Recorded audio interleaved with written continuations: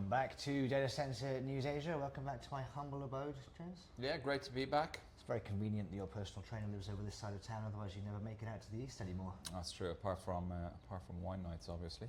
Naturally, wine night with the boys. One of life's great traditions. As is the Data Centre News, which we are now getting back onto our more fixed weekly schedule. We've had several complaints that our distribution of late has been lacking. The videos are still coming out, but they seem to be popping up different days of the week on different channels, so we are working to fix that, and yeah, do tune in and subscribe as well if you're on YouTube or Spotify. Let's start with Malaysia. I thought this was, I may have read it wrong. I thought this was kind of a funny story. So the Malaysian Prime Minister, Anwar Ibrahim, yesterday said that they're basically stopping data centers that are not AI. So they're only approving AI data centers.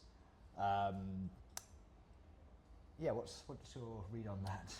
Yeah, it's an interesting one because a lot of markets are kind of pushing back at these mega scale facilities, and I think there's civil complaints across a number of different markets in the region, justifiably in some case. In other cases, I think it's a bit of fear mongering. But yeah, I think this is a case of someone who doesn't know that much about data centers being asked quite a specific question and then coming out with a slightly strange answer. It would seem that they would be kind of preventing firms like an Equinix or a Digital Realty or some of the kind of carrier style offerings, or even facilities catering to kind of traditional cloud, that they would stop them and just insist on these mega AI campuses. Yeah, it does seem somewhat contrary to the news that's coming out of America, where you look at a lot of the positive arguments that we're making in favour of data centres. So economic enablement, allowing technological advancement for healthcare, for government applications. A lot of that is on traditional cloud CPU data centres, along with some of the energy applications like data centres stabilising the grid and giving back on power and that flexibility. Whereas the AI workloads do seem to be more problematic at the moment, and they are the ones that people are working, and the guys in Australia are doing a great job around how to bring those to market sensibly. Maybe the Malaysians know something that the rest of the market doesn't. Well, like any kind of new development has got some AI element to it anyway, and they'll all say they're AI ready, etc. So maybe we're reading too much into it, but it does seem slightly strange. Yeah. Well, we'll not speculate too much. We both need to go to KL for business quite frequently, so we don't want to get blacklisted. Yeah. Stop to the airport. So Spark have completed the sale of their data center business. So Spark is, I didn't actually look at the leaderboard, but they are one of New Zealand's top telcos. I want to say they're one of the biggest homegrown telcos in New Zealand, and I think they've got Vodafone and the others there. And they have a data center business which was about 20 odd megawatts around a load of small facilities. This has been up for sale for quite a long time. I'm pretty sure the sale actually would have closed behind the scenes. I remember speaking to people about this in like November, but this has been announced, and the data center's brand is now going to be called TenPeaks. Yeah, I thought that was a nice name. That is a nice name. It doesn't have any of the usual buzzwords in it. No mention of edge or digital hyperscale or infrastructure. I've got infrastructure in my company. Anyway, that's not the point. So they've got, there you go, sorry, the actual figures, 23 megawatts across 11 facilities, and they are pipelining 130 megawatts, which is, bear in mind New Zealand has a population of like 3-4 million people. No, I think it's a bit more than that, but yeah, 5-ish. Yeah, it's not a bad pipeline, not a bad market share to be in. Yeah, and they do have a cloud provider in one of those facilities as well.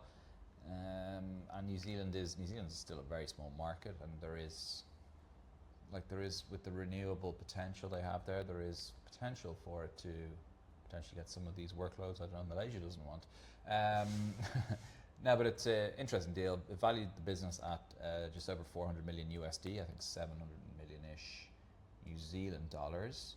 And I don't think we've mentioned who was acquired by yet. Pacific Equity Partners. Pacific Equity Partners, which is not to be confused with Pacific Infrastructure Partners. Pacific Partners. Or Pacific Partners. Sorry, there are several of a similar naming theme. Pacific Equity Partners, so this is a PE firm with an ANZ mandate, and they've got about 14 billion Australian dollars or 9 billion real dollars under management. Yeah, yeah.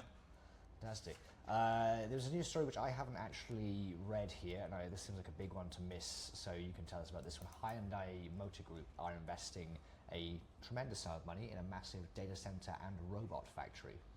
Yeah, this is interesting, and well, you've pulled up a Reuters article here, which is quoting the investment at 6.3 billion. The press release I read said 7.5 billion USD, so the truth is probably somewhere in the middle. Yeah, this says 9 trillion won. The one I read said 10 trillion won. Anyway, a trillion of any currency is several billion US dollars or several trillion won is going into this.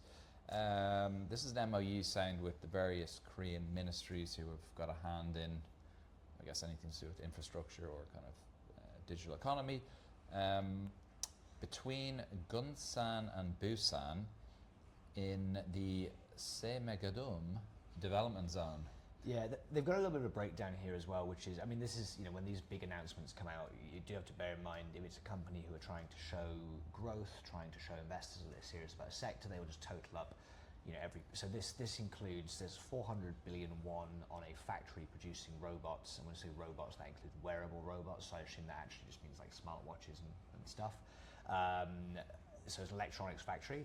There's a 1 trillion won investment in a hydrogen production facilities, so the Koreans appear to be one of the people who have not given up on that as a fuel source yet.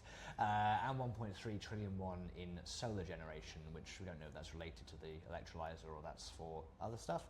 So there's obviously a big industrial park here that Hyundai are moving various things to, and then that's the big headline number. So I don't know how big the AI data center will It does actually say that the majority is going to be spent on the facility. On the data center. Yeah, and it does also quote that they've got 50,000 Blackwell chips, I think it was. Yeah, 50,000 Blackwell chips, that a significant proportion are seemingly going to go towards this. And this is actually, like, the reason Hyundai are involved is because this is kind of to do also with their autonomous vehicles and some of that kind of related technology, I guess. So, one to keep an eye on. One to keep an eye on, not quite one to watch, but Korea is such an interesting market. That is a very big local both demand and increasingly capability to operate and build. I think we're going to India now, right? Yeah, well, that's a bit of a non-story with that one at the end. So yeah, India, we've got a few interesting stories here. We'll do ESR first. So they've announced plans for their Mumbai data center. This is the first facility that ESR has. Well, I mean, ESR has a fairly substantial presence in India across, like, the usual industrial parks and land banks and stuff. But this is their first data center in the country. And this article, which I won't confirm or deny, said that it's pre-leased. Yeah, so don't get in trouble here.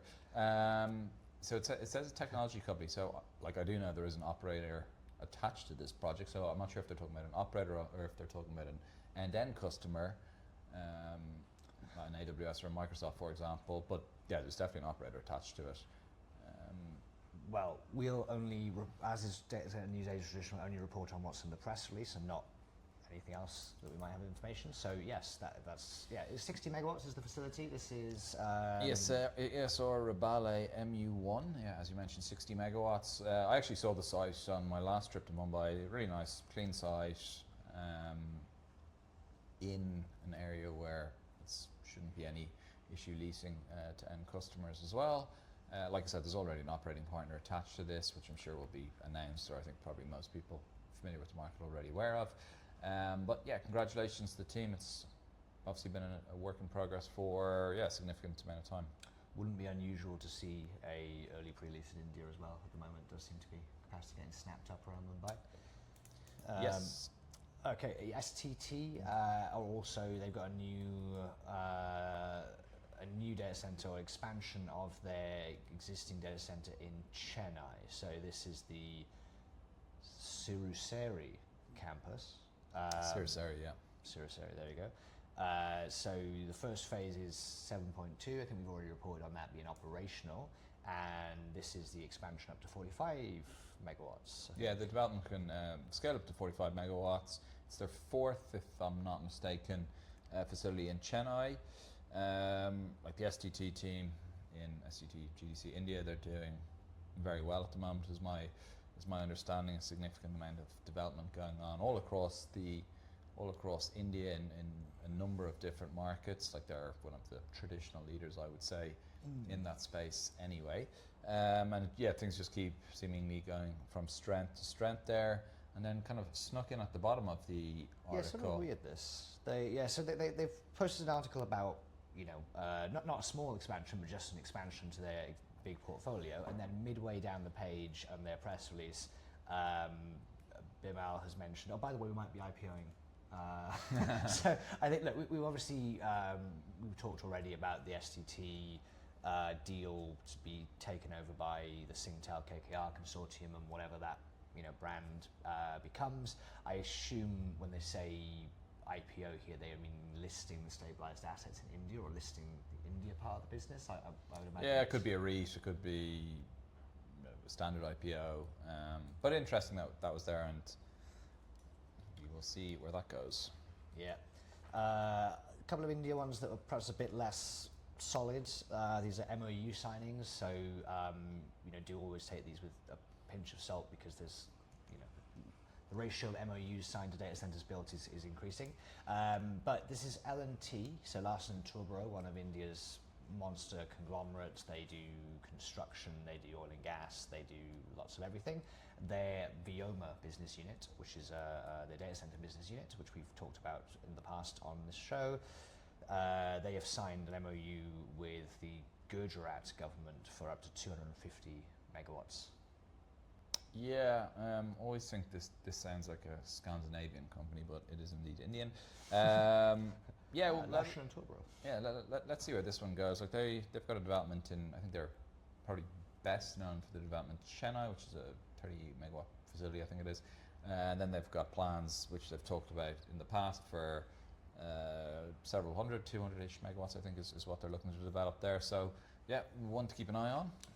I think I always thought of myself as getting into the data center recruiting pit fairly early on, but I've obviously missed the boat here because Tryfacta, who are apparently a recruitment company, I think they're a big California tech company who also deploy manpower, but they're building a data center, a gigawatt data center in India.